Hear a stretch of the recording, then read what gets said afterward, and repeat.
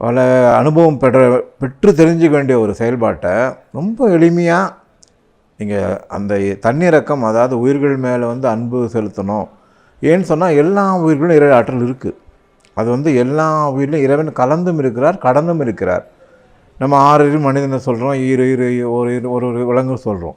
எல்லா உயிர்களும் என்னோட அந்த அருள் பெற்றவை. அதனால் இறை ஆற்றல் பெறணும்னு சொன்னால் முதல்ல அந்த தன்னிறக்கம் இருக்கணும், கருணை இருக்கணும், அன்பு. எல்லாமே வந்து பொருட்கள் வேறு வேறு அர்த்தத்தை இருந்தாலும் சொல்லப்படுற விஷயம் ஒன்று என்னென்னா, அந்த ஜீவகாரண்யம் சொல்லக்கூடிய உயிர்கள் கொல்லாமை நெறியை வந்து நம்ம பின்பற்றணும்.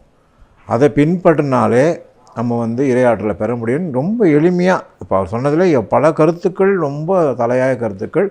அதில் ரொம்ப எளிமையானதில் தலையாய கருத்து இந்த கருத்து தான். இந்த பாடல் சொல்கிறது அதெல்லாம்.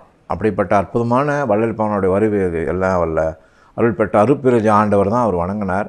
அப்படிப்பட்ட அந்த திருவதார தினத்தில் நாம் வந்து அவரை பற்றி சிந்திக்கிறது வந்து மிகப்பெரிய பாக்கியம். அவருடைய அருள் வந்து நம்ம எல்லா அன்பர்களும் கிடைக்கணுன்றது தான் நம்மளோட விருப்பம்.